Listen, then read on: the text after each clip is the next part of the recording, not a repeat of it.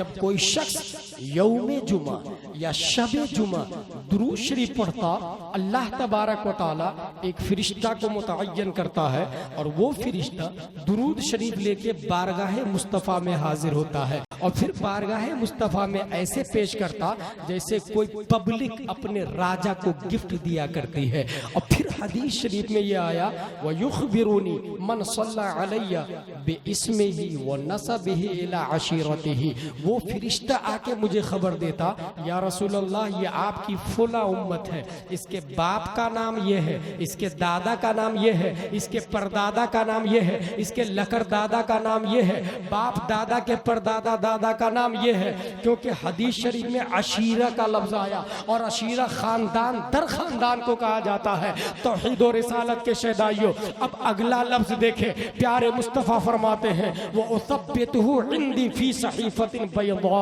मैं उस दुरूद शरीफ को पढ़ने वाले के नाम को अपने सफेद रजिस्टर में महफूज कर लेता हूँ, सफेद रजिस्टर में महफूज कर लेता हूँ। सफेद रजिस्टर में हम अगर लिखते हैं तो इसलिए कि आपके पास आके तकरीर करेंगे, मगर प्यारे मुस्तफ़ा की मेमोरी पावर कमजोर नहीं है। दुनिया के न्यूटन, डार्विन, आइंस्टाइन, ज़रक़ाली, अरस्तु, Kepler, फिसागोरस, Stephen कर्लियोन, APJ Abdul Kalam की मेमोरी पावर एक तरफ, प्यारे मुस्तफ़ा के बचपन की अक्ल तमाम साइंसदानों की अक्ल पर भारी होगी, बल्कि करोड़वां हिस्सा भी सब पे भारी होगा। वो मुस्तफ़ा अगर लिखते हैं तो इसलिए नहीं कि मेमोरी पावर कमजोर है, इसलिए लिखते हैं कि हमारी मेमोरी पावर कमजोर है, हम गुनाहगारों को काम आ जाएगा वो लिखा हुआ। हमने ये ढूंढना शुरू किया वो काम कहाँ आएगा, तो सबसे पहली जगह यही नजर आई, मन रब्बुका मा दीनुका मा कुंता तक़ुलु फी हक़्क़ि हाज़र रजुल। कब्र वो जगह है जहां पर हमें नबी की जरूरत पड़ेगी, जहां मददगार की जरूरत पड़ेगी। इसी मोमेंट की तर्जमानी बरेली के इमाम अहमद रजा करते तो इरशाद फरमाते हैं, खड़े हैं मुनकर नकीर सर पर, न कोई हामी न कोई यावर, बता दो आकर मेरे पैगंबर कि सख्त मुश्किल जवाब में है। ऐसे मोमेंट पे हमें रहनुमा की जरूरत पड़ेगी, बताने वाले की जरूरत पड़ेगी। और यहाँ पर प्यारे मुस्तफ़ा उनके हाथ में फाइल है जिसमें नाम लिखा हुआ है। किसका नाम लिखा है? दुरूद शरीफ पढ़ने वाले का। और सिर्फ उसका नहीं, उसके बाप का भी, दादा का भी, परदादा का भी, लकर दादा का भी, छकर दादा का भी, बाप दादा परदादा के दादा परदादा का भी। और किस दिन की ताईद आई है? जुमा के दिन या जुमा की रात में? ईमानदारी से बताइए, जुमा के दिन मस्जिद में जुमा की नमाज के बाद खड़े होके सलातो सलाम कौन पढ़ता है? वहाबी हरगिज नहीं, देवबंदी हरगिज नहीं, बल्कि जुमा में नमाज जुमा के बाद खड़े होके सलातो सलाम सुन्नी सईउल अकीदा पढ़ता। हदीस शरीफ में जुमा का लफ्ज आया है। जुमा के दिन या जुमा की रात पता यह चला, निगाह मुस्तफा 1400 साल पहले ये देख रही थी कि मेरी उम्मत में एक फिरका ऐसा होगा जिसे सुन्नी कहा जाता, बरेलवी कहा जाता। सब कहेंगे हराम है, मगर किसी के फतवा की परवाह नहीं करेगा। जुमा के दिन खड़े होकर मस्जिद में सलातो सलाम पढ़ेगा, और जिसने सलाम पढ़ा नबी की फाइल में नाम लिखा हुआ है और नबी के बारे में पूछा जा रहा है, इस मर्द के बारे में तेरी क्या राय थी? अब गुलाम कहता है बईद नहीं है, नबी ये कह दे, ए फरिश्ता तू अब्दुल हलीम के बारे में पूछ रहा है कि ये मेरे बारे में क्या कहता है? मैं इसको जानता हूँ, ये सुन्नी नहीं, सुन्नी गढ़ है, सुन्नी साज है, मेरा बेटा है, मेरा आशिक है। इनसे ना पूछो मैं कौन हूँ, मुझसे पूछ लो ये कौन है। मेरी फाइल में नाम लिखा हुआ है, मेरी फाइल में नाम लिखा हुआ है। फिर मुझे दामन अक़दस में छुपा ले सरवर और कहे चलो हटो, इस पे तकाज़ा क्या है? तौहीद और रिसालत के शहदाइयों, अब तीनों सवालों का जवाब कौन देगा? सुन्नी देगा। और जब तीनों सवालों का जवाब दे दिया, अब आ रहा है उर्स का लफ्ज। तो आवाज आएगी, नम कनौमतिल उरूस, सो जा जैसे दुल्हन सोती है। ये उर्स मुकद्दस करते हैं आप, वहाबी देवबंदी अहले हदीस पूछ सकता है आपसे, कहाँ लिखा? बुखारी में आया क्या? मुस्लिम शरीफ में है क्या? या कुरान शरीफ में आया? आज से ये याद करके जाए कि हाँ, सेंट डाउन इन होली हदीस conversation of the prophet peace and blessing be upon him, हदीस में आया जिसने तीनों सवालों का जवाब दे दिया उसके लिए आएगा सो जा जैसे अरूस सोती। और अरूस किसको कहते हैं? दुल्हन को। और अरीस कहते हैं दूल्हा को। आप लोग अगर उर्दू पढ़े होंगे तो निकाह के फॉर्म पे लिखा रहता है दस्तखत अरीस, दूल्हे की दस्तखत, दस्तखत अरूस, दुल्हन की दस्तखत। तो ये अरूस दुल्हन को कहते हैं और अरीस दूल्हा को कहते हैं। और ये दोनों मुश्तक है, बने हैं मस्तर से। उरूस भी बना उर्स से, अरीस भी बना है उर्स से। जैसे क्रिकेटर क्रिकेट से बना है, जैसे प्लेयर प्ले से बना है, जैसे आलिम इल्म से बना है, जैसे फाजिल फजल से बना है, ऐसे ही अरूस उर्स से बना है, अरीस उर्स से बना है। बगैर उर्स के अरूस भी नहीं हो सकता, बगैर उर्स के अरीस भी नहीं हो सकता। साबित हुआ उर्स मुकद्दस सरकार मेसी का उर्स हदीस में आया, मस्तर की सूरत में नहीं, मुश्तक की सूरत में आया है। मगर ये उसी के लिए आया है जो तीनों सवालों का जवाब दे देता है। तीनों सवालों का जिसने जवाब दे दिया उसके लिए उर्स मुश्तक की सूरत में हदीस में आया। अब पता चला अशरफ अली थानवी का उर्स क्यों नहीं होता है, क्योंकि तीनों सवालों का जवाब नहीं दिया है। रशीद अहमद गंगोही का उर्स नहीं होता, तीनों सवालों का जवाब नहीं दिया। कासिम नानोतवी का उर्स नहीं होता, तीनों सवालों का जवाब नहीं दिया। खलील अहमद अम्बेडवी का उर्स नहीं होता, तीनों सवालों का जवाब नहीं दिया। उर्स होता है गौसे आजम का, तीनों सवालों का जवाब दिया है। उर्स होता है ख्वाजा गरीब नवाज का, तीनों सवालों का जवाब दिया है। उर्स होता है ख्वाजा अजमेर का, तीनों सवालों का जवाब दिया है। उर्स होता है सरकारे कालपी का, तीनों सवालों का जवाब दिया है। उर्स होता है सरकारे मारहरा का, तीनों सवालों का जवाब दिया है। उर्स होता है सरकारे केछौछा का, तीनों सवालों का जवाब दिया है। उर्स होता है सरकारे बगदाद का, तीनों सवालों का जवाब दिया है। हाँ, उर्स होता है इमाम आजम का, तीनों सवालों का जवाब दिया है। उर्स होता है इमाम शाफई का, तीनों सवालों का जवाब दिया है। उर्स होता है शाह आलम का, तीनों सवालों का जवाब दिया है। उर्स होता है कुतुब आलम का, तीनों सवालों का जवाब दिया है। उर्स हो रहा है, उर्स हो रहा है सरकार मेहदी का, तीनों सवालों का जवाब दिया। नारे तकबीर, नारे रिसालत, मसलके आला हजरत, सरकारे महसी कॉन्फ्रेंस, उर्से मुकद्दस, मुफ्ती गुलाम जिलानी अजहरी साहब किबला, उलमाए अहले सुन्नत, नारे तकबीर। वाह। खनौमतिल उरूस, सो जाए। ये बताइए दुल्हन सोती है क्या रियल में? अगर सोती है तो बहुत गैर जिम्मेदार दुल्हन है या फिर बहुत ज्यादा थकी हुई। हकीकत यह है कि दुल्हन वेट करती है अपने हस्बैंड का। और इससे एक बारीक इशारा है कि शफाअत के दूल्हा अनकरीब कब्र में तशरीफ लाने वाले हैं।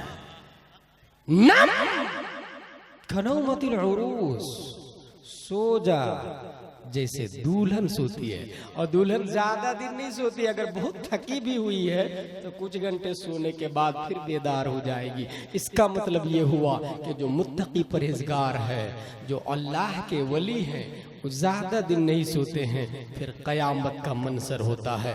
कयामत का मंजर कैसे होगा वो भी सुने। अब ये चौथा पार्ट आ रहा है, सुम्मा युहयीकुम, फिर अल्लाह जिंदा करेगा, हश्र में उठाएगा। हर शख्स जहां दफन हुआ वहीं से उठेगा, मगर सब नंगे। मर्द भी नंगे उठेंगे, औरतें भी नंगी उठेगी, बूढ़े भी नंगे, जवान भी नंगे, बल्कि सब जवान होके उठेंगे मैदान महशर।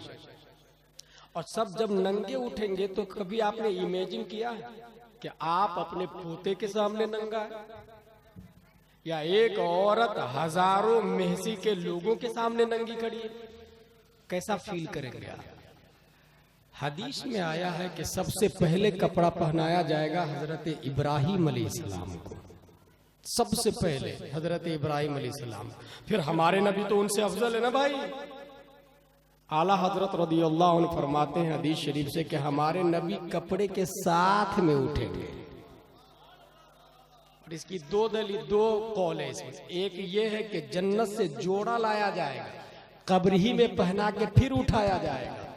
और एक रिवायत यह है कि जिस कफन में नबी दफन हुए हैं उसी कफन में उठाया जाएगा। और जब मोमिन का कफन मैला नहीं होता तो हमारे नबी तो हमारे नबी है, लेकिन उठेंगे सब नंगे। और जिसका अमल जैसा होगा उसके हिसाब से कपड़ा दिया जाएगा। जो शख्स दुनिया में जितनी ज्यादा बेहया था उतनी ही देर से कपड़ा पहनाया जाएगा। जो औरत बगैर बुर्के के सर खोल करके मोटरसाइकिल पे हस्बैंड के साथ घूमती थी उनको और देर से कपड़ा पहनाया जाएगा। जितनी बेहयाई का जिसने मुजाहरा किया मैदान महशर में उतनी देर में कपड़ा मिलेगा। आप सोचे हजारों लोगों के सामने आप नंगे होंगे, बेटा भी देखेगा, पोता भी देखेगा, बाप भी देखेगा, पड़ोसी भी देखेगा।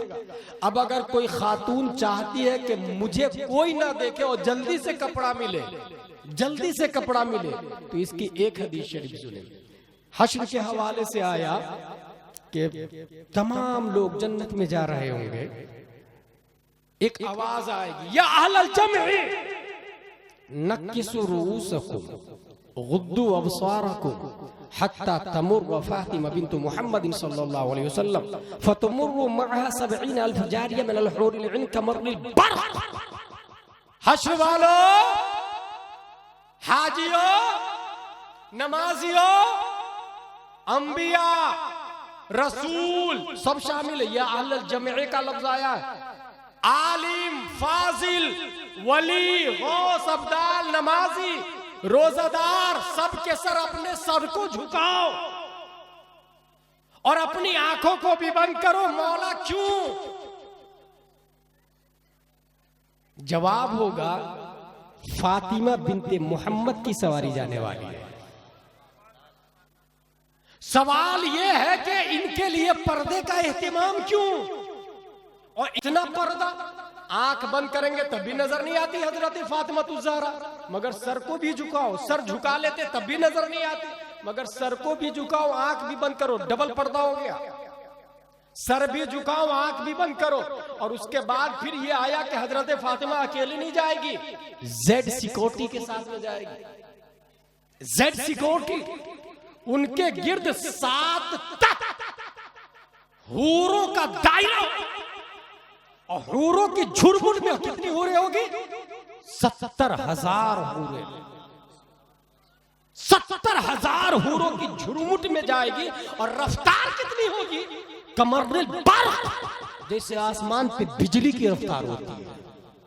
जब आसमान पे बिजली की रफ्तार 100 की स्पीड में मोटरसाइकिल वाला 6 लेन पर जाता है तो हमें दिखता नहीं है कौन गया। नंबर नोट करने से पहले गाड़ी आंख से गायब हो जाती है। और यहां बिजली की रफ्तार है, ये खुद एक पर्दा है, ये खुद एक पर्दा है। और इन तमाम चीजों पे गौर करेंगे आप तो ये समझ में आएगा कि अल्लाह ने फातिमा ज़हरा के लिए पर्दे का एहतिमाम इसलिए किया कि हजरत खातून जन्नत जब तक दुनिया में थी, गैर मर्द तो गैर मर्द है, महो महर ने भी आपकी आंचल को नहीं देखा है। जिसकी तर्जमानी बरेली के इमाम करते हैं, जिसका आंचल न देखा महो महर ने, उस रिदाए नज़ाहत पे लाखों सलाम। इससे ये दुनिया में जो जितना ज्यादा पर्दे का एहतिमाम मर्द के लिए भी है, सिर्फ खवातीन के लिए नहीं, मर्द के लिए भी, बेहया बाश व हरचे ख्वाही कुन एक लफ्ज है। इसलिए जो शख्स बेहया होता है वही बड़ा बड़ा जुर्म करता है। और बेहयाई शुरू कहां से होती है? घर से। बाप ने कहा बेटा इधर आ रहा हूं, अभी कब से चिल्ला रहे हो तुम घर में बैठे बैठे। यहीं से बेहयाई शुरू होती है, बेगैरती आती है। और यही शख्स आगे चल के कुफ्र व शिर्क कर लेता है। यही शख्स आगे चल के दादा परदादा उलमा औलिया और अंबिया की तौहीन तक आ जाता है। स्टार्टिंग यहीं से, बेहयाई से। इसलिए हया को ईमान का अखलाक माना गया है। हया ईमान का अखलाक है। तौहीद और रिसालत के शहदाइयों, 1994, 1995 और 2000 ये 3 तारीख में अमेरिका में कॉन्फ्रेंस 3 हुई। और 3 कॉन्फ्रेंस को हैंडल करने वाले कौन लोग थे? Think tanker. थिंक टैंकर किसको कहते हैं? 100 माइंडेड को जमा कर दे तो एक थिंक टैंकर बनता है। 100 दिमाग वाले को जमा करे तो एक थिंक टैंकर बनता है। यहाँ हम लोग घंटों फ्री में सुनाते हैं या मशवरा दिया जाता है, उसकी वैल्यू 0 होती है, मगर बाजाब्ता थिंक टैंकर की तनख्वाह लाखों रुपया होती है और मशवरा देने का पैसा भी लेते हैं। दुबई में एजेंसियां बनी हुई है।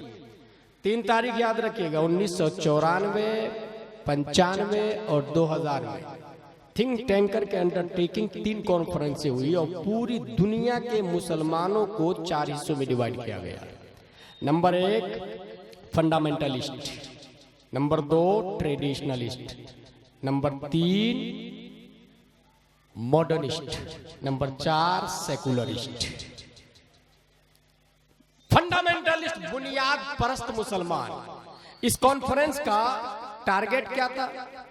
उसके पर्पस में लिखा हुआ है, our mission is to manage your office, will you do business that supports you. हम पूरी दुनिया में आपकी मदद करेंगे, आप बिजनेस करना चाहते हैं। यह होता है नाम कुछ देना और काम कुछ करना। मुसलमानों को 4 हिस्सों में डिवाइड किया। फंडामेंटलिस्ट बुनियाद परस्त, जो 5 वक्त के नमाजी होते हैं आपके यहाँ, फजर भी नहीं, जोहर भी नहीं, असर भी नहीं, मगरिब भी नहीं, ईशा भी नहीं छोड़ते, तहज्जुद भी पढ़ते हैं। इसको कहते हैं फंडामेंटलिस्ट, बुनियाद परस्त, मुत्तकी परहेजगार। पहली किस्म क्या उसमें। दूसरी किस्म ट्रेडिशनलिस्ट।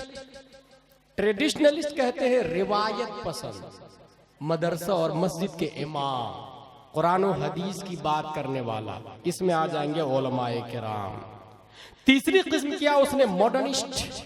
मॉडर्निस्ट कहते हैं जिद्दत पसंद, जिसने ये कहा कि पहले ये चीजें नहीं थी, आज है ये चीजें, तो आज के हिसाब से चलना चाहिए।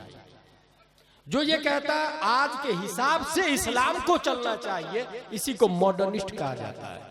और चौथी किस्म है सेकुलरिस्ट। सेकुलरिस्ट का मतलब होता है लादीनियत। मजार शरीफ आए सरकारे महसी का अस्सलाम वालेकुम हजरत, और मंदिर आए तो इसी को कहते हैं सेकुलरिस्ट। 4 हिस्सों में डिवाइड किया इसे। फंडामेंटल और ट्रेडिशनल, ये दोनों इसकी नजर में बहुत बड़े दुश्मन। तीसरी और चौथी किस्म वाले को सपोर्ट करो, उसने ये कहा है। मॉडर्निस्ट को, सेकुलरिस्ट को सपोर्ट करो, पैसा दो, फंडिंग करो, उसके दिमाग को यूज करने के लिए प्लेटफॉर्म दो, पार्टियां दो, चीयर्स दो, ऑफिस दो। किसको सपोर्ट किया उसने? मॉडर्निस्ट और सेकुलरिस्ट को। और पहले की 2 किस्म बोले ये तो दुश्मन है अपने। कौन कौन? फंडामेंटलिस्ट और ट्रेडिशनलिस्ट। लेकिन ये दोनों को एक दूसरे से दूर रखो, मुत्तकी परहेजगार को उलमा से दूर रखो, क्योंकि ये दोनों अगर एक हो जाए तो फिर तो कयामत आ जाएगा, फिर तो मैदान बद्र हो जाएगा, फिर तो करबला हो जाएगा। इसलिए इस दोनों में गैपिंग रखने के लिए मुत्तकी परहेजगार को उलमा से दूर कर दो। अब जो सूरत हाल इस वक्त 21वीं सदी ईस्वी में नजर आ रहा है, ये इसी हिसाब से नजर आ रहा है कि जी अवाम उलमा से दूर है, मुत्तकी परहेजगार है। ऐसा नहीं कि मुत्तकी परहेजगार नहीं है, उलमा से दूर है। ऐसा नहीं कि पैसे वाले लोग महसी में नहीं है, उलमा से दूर है, बुजुर्गान दीन से दूर है। ऐसा नहीं कि पढ़े लिखे लोग नहीं है, मगर उलमा से दूर है। नतीजतन ये जो सूरत हाल आपको नजर आ रहा है वर्ल्ड लेवल पर मुसलमानों का, रीजन यही है। दूर करने के लिए हमें क्या करना चाहिए? तकरीर तो सिर्फ इसलिए नहीं होगी कि वजह बता दे। दूर करने के लिए क्या होना चाहिए? अब वो सुने। दूर करने के लिए हमें अपने अपने मकतब पे तवज्जो देना है। मकतब के अंदर होता क्या है? अभी तक कुरान शरीफ की तालीम होती है। हर मस्जिद में मकतब होगा। मैं आप लोगों से पूछूं, बचपन में आप लोग मदरसा गए थे? गांव का मदरसा 95% हाथ उठाएगा, कहेगा हाँ मैं भी गया हूं, भले 2 दिन, भले 5 दिन। 95% आप में से मकतब जा चुका, अपने गांव के मस्जिद के मदरसे में जरूर गया होगा, 95%। मगर इस वक्त ये कहूं कि उर्दू कितनों को आती है, तो 5% लोग मुश्किल से निकलेंगे। इसका मतलब ये हुआ कि मकतब का सिस्टम कमजोर है। दारुल उलूम में जाना फर्ज वाजिब नहीं है। हर फर्द पर आलिम बनना, 9 साल कोर्स करना ये भी फर्ज वाजिब नहीं है। इलाके में एक आलिम जो जरूरत के मसाइल अज खुद बगैर किसी की मदद के किताबों से मसला निकाल ले वो काफी है, लेकिन जरूरत के मुताबिक इल्म हासिल करना हर शख्स पर फर्ज है। इसलिए अपने अपने मकतब में अरबी के साथ साथ में उर्दू भी दाखिल करें। हमारी बेटी पढ़ती है, हमारा बेटा पढ़ता है, रिश्ता आता है, भाई साहब आपकी बेटी पढ़ी लिखी? बोले हाँ पढ़ी लिखी है ना। क्या पढ़ी है? बोले कुरान शरीफ पढ़ी है। दीनी तालीम जानती है? बोले हाँ जानती है ना। क्या जानती है? कुरान शरीफ जानती है। मेरे भाई, कुरान शरीफ पढ़ने से, सिर्फ पढ़ने से फर्ज इल्म कहाँ हासिल हुआ? अभी उसने पाक होने का तरीका कहाँ सीखा? वुजू के फराइज कहाँ सीखा? रोजा रखने का तरीका कहाँ सीखा? गाली देना हराम है ये कहाँ पढ़ा? कुरान शरीफ में अरबी में है, उसका माना समझा नहीं। समझने के लिए तफसीर है, वहां तक पहुंची नहीं। मसले की किताबें अनवार शरीयत, बहार शरीयत, इस्लामी अखलाक व आदाब, इसको पढ़ा नहीं। इसलिए अपने मकतब में 2 टाइम क्लास लगवाए, सुबह और शाम, सिर्फ 2-2 घंटे की। और हर बच्चा मकतब में जाए, अरबी के साथ में उर्दू भी पढ़े, कुरान शरीफ के साथ में उर्दू भी पढ़ाए। और ये कल से प्लान कर ले, ऐसा नहीं कि इंशाअल्लाह करेंगे या कोई तो कर रहा नहीं। कल से हर शख्स अपने मोहल्ले की मस्जिद में अरबी के साथ में उर्दू का सिस्टम लागू करें। और अरबी के साथ में उर्दू 2-2 घंटे की क्लास होगी, सुबह और शाम। इसमें क्या होगा, जो बच्चे स्कूल जाते हैं सुबह वो शाम में आए पढ़ने, जो शाम में स्कूल जाते हैं वो सुबह आए पढ़ने। आपको डोर टू डोर जाके ये कहना होगा, भाई साहब अपने बच्ची को मकतब में भेजे, अपने बच्चे को मकतब में भेजे। 3 साल से ऊपर का कोई भी बच्चा बच्ची घर में नहीं रहना चाहिए। वो हो सकता है आपको भगा दे, हो सकता है आपको बोले who are you interfere in my personal life, she is my daughter, it is our personal matter. भाई तुम कौन होते हो मेरे मामले में इंटरफेयर करने वाला? मेरी बेटी है, पढ़ाऊं नहीं पढ़ाऊं? मेरा बेटा है, जाहिल रखूं, आलिम बनाओ, डॉक्टर बनाओ? तब कहिएगा bro it is not your personal matter, ये तुम्हारा पर्सनल मामला नहीं है। क्योंकि जिस दिन तुम्हारी बेटी किसी काफिर के साथ में भाग के शादी करेगी तो सिर्फ तुम्हारा बदनाम नहीं होगा, पूरा मोहल्ला बदनाम होगा, पूरा गांव बदनाम होगा, गांव की इज्जत खतरे में पड़ जाएगी। इसलिए it is not your personal matter, it is समाजिकल matter, it is village level matter. ये तुम्हारा पर्सनल मामला नहीं है। भेज अपनी बच्ची को मकतब में। जिस दिन तुम्हारा बेटा चौराहे पे शराब पी के दूसरों की मां बहन करेगा तो लोग कहेंगे ये वही गांव है जहां पर लोग शराब पी के माँ बहन की गाली देते हैं। ये नहीं जानेगा बाप कौन है, ये नहीं जानेगा माँ कौन है, ये नहीं जाएगा किस वार्ड में रहता है, मगर ये जरूर कहेगा कि फला गांव का रहने वाला है, फला जगह का रहने वाला है। इसलिए पर्सनल मामला नहीं है, ये समाज का मामला है। अपनी बच्ची को मकतब में भेज, अपने बच्चा को मदरसे में भेज। और सुने, अगर मकतब फुल हो जाए तो इमाम साहब 2-2 रखे, पेश इमाम भी और नाइब इमाम भी। तनख्वाह 10,000 हो तो 20,000 कर दे, 20,000 हो तो 40,000 कर दे, 40 हो तो 80,000 कर दे। और ये याद रखे, ये जो इमाम साहब है, आपने एसपी कलेक्टर को देखा होगा, उसके पास स्कॉर्पियो है, आईफोन है, 1 लाख रुपया तनख्वाह है, बोनस प्लस में मिला करता है। वो स्कॉर्पियो किसके पैसे से चढ़ता है? वो आईफोन में बैलेंस किसके पैसे से डलवाता है? उसकी सैलरी कहां से मिलती है? हमारी कमाई है, हमारी प्रॉपर्टी है। हम प्लेन में चढ़ते हैं, टैक्स जाता है। हम चिज्जी खरीदते हैं, टैक्स जाता है। हम कोकोनेट खरीदते हैं, टैक्स जाता है। हम कुरकुरे खरीद के बच्चे को देते हैं, टैक्स कटता है। इसके पैसे से उसको तनख्वाह मिलती है। 1 लाख तनख्वाह है। एसपी कलेक्टर की ड्यूटी है मॉब लिंचिंग से बचाना, शहर की प्रोटेक्टिंग करना।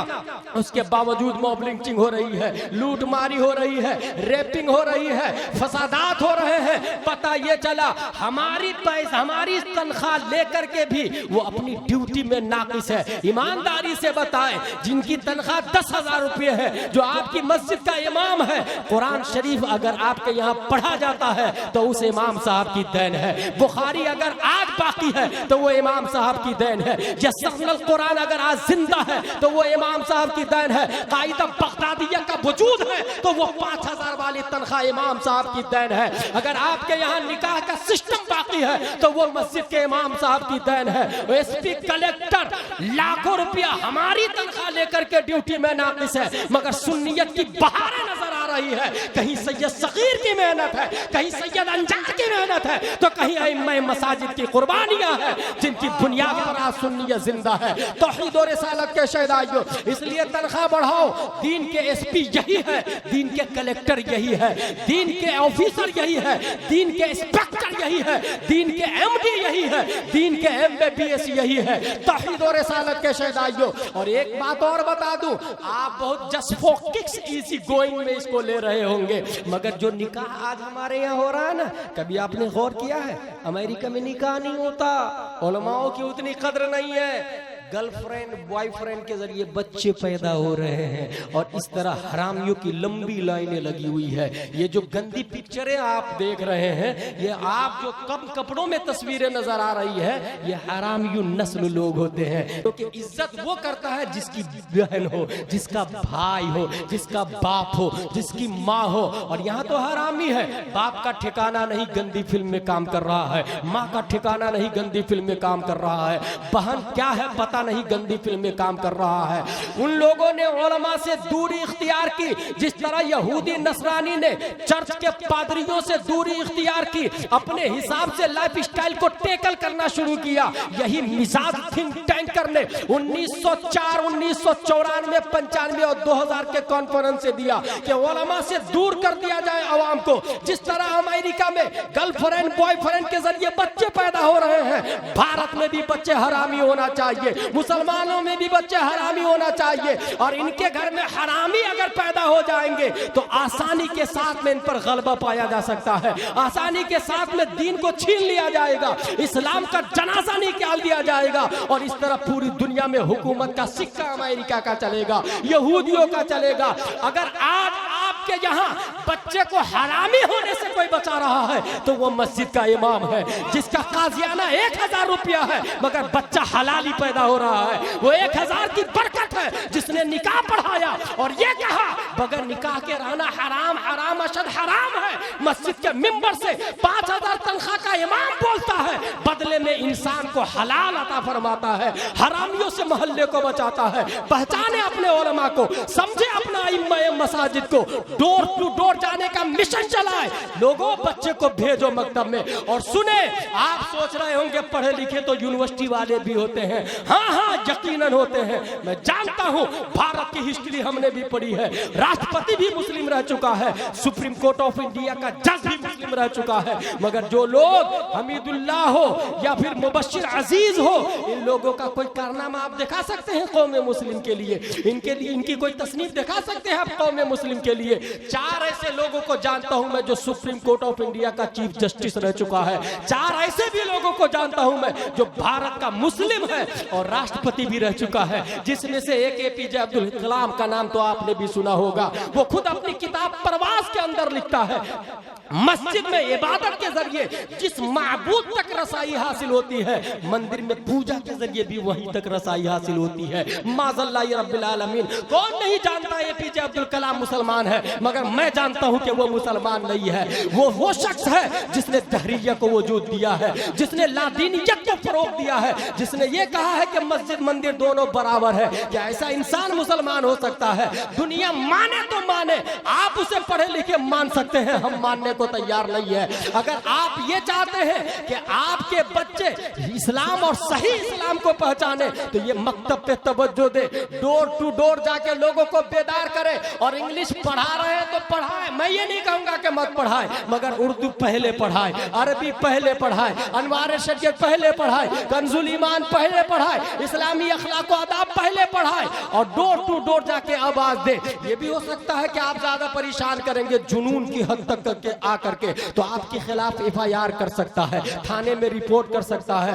TI साहब, ये शख्स डेली सुबह मेरे घर आ जाता है और मुझको परेशान करता है, इसके खिलाफ FIR नोट कर लीजिए। वो नोट कर लेगा, आपको जेल में डाल देगा। आपकी बीवी कहेगी आप ही को पड़ी है दीन का काम करने की, और लोग है ना। आपका बेटा बोलेगा बुढ़ापे में अल्लाह अल्लाह करो ना मस्जिद में बैठ के, ये क्या करने की जरूरत है। मुख्तलिफ जैसे टार्चर किया जाएगा। आपके पास जवाब सिर्फ ये होगा कि दीन की खातिर जो जेल में जाता है उसे इमाम अहमद बिन हम्बल कहते हैं, जो 28 महीने जेल में रहे थे। जो दीन की खातिर जेल में जाता है उसे शमसुल अइम्मत सरखसी कहते हैं, जो 12 साल तक जेल में रहे थे दीन की खातिर। जो दीन की खातिर जेल में जाता है उसे मुजद्दिद अल्फसानी कहते हैं, जो ग्वालियर के जेल में 7 महीने रह चुके हैं। जो दीन की खातिर जेल में जाता है उसे मुजाहिद मिल्लत कहते हैं, जो जेलों में रहा करते थे दीन की खातिर। आप मायूस नहीं होइएगा, माँ बोले, बाप बोले, भाई बोले, बीवी बोले, आप कहिएगा मेरे लिए प्यारे मुस्तफा से बढ़ के कोई नहीं है। क्या मुझे वतन से भगाया गया है? नबी को मक्का छोड़ने पे मजबूर कर दिया मगर दीन नहीं छोड़ा है। हम भी आज से ये प्लान कर ले, हमारा बच्चा भी 3 साल से ऊपर का बच्चा घर नहीं बैठेगा, मकतब में जाएगा, उर्दू अरबी भी पढ़ेगा, स्कूल भी जाएगा। अब जो आपका बच्चा स्कूल पढ़ता रहेगा, और हाँ 1-2 साल में पढ़ाई मत छुड़वा दीजिएगा, कंटिन्यू, उधर डॉक्टर बन रहा है इधर मकतब भी जाया करेगा, प्रोग्रेसिंग होगी, किताबें बढ़ती चली जाएगी, एक किताब खत्म होगी दूसरी आएगी, 2 ही घंटे की क्लास होगी। अब आपका बच्चा ग्रेजुएट हो गया, BU MS MBBS MD बन गया। अब जो आपका बच्चा डॉक्टर बनेगा वो डॉक्टर जाकिर नायक की तरह नहीं बनेगा, वो डॉक्टर APJ अब्दुल कलाम की तरह नहीं बनेगा, वो बनेगा तो डॉक्टर अमीन मियां की तरह बनेगा, वो डॉक्टर असलम रजा की तरह बनेगा, वो बनेगा तो कंजुल ईमान का आलिम बनेगा, फतावा रज़विया का आलिम बनेगा, अनवार शरीयत का हाफिज बनेगा। एक तरफ दुनिया में तमाम साइंसदानों का मुकाबला भी करेगा तो दूसरी तरफ इस्लाम की नुमाइंदगी भी करेगा। और इसकी जिंदा मिसाल मैं असदुद्दीन ओवैसी को पेश करता हूं। जब दुनिया में यह आवाज उठ रही थी कि पहले इंसान का नाम शंकर है और पहली औरत का नाम पार्वती है, पार्लियामेंट में किसी ने इस्लाम की नुमाइंदगी की तो वो ओवैसी है जिसने ये कहा, कुल्लु मौलूदिन यूलदु अलल फितरा व अबवाहु औ युहव्विदानिही औ युनस्सिरानिही औ युमज्जिसानिही। पहला इंसान आदम है, पहली औरत हव्वा है। और इस्लाम बोलता है हर बच्चा मुसलमान पैदा होता है, चाहे वो क्रिश्चियन के घर में हो, चाहे वो मुशरिक के घर में हो, तौहीद और रिसालत के शहदाइयों। इसलिए डॉक्टर बनाना हो तो ऐसे को बनाओ। और कल से मिजाज आपने बना लिया तो ये जो हुजूर उर्से मुकद्दस सरकार महसी का बना रहे हैं, कल हो के गली गली सरकार के गुलाम नजर आए। नारे तकबीर, नारे रिसालत।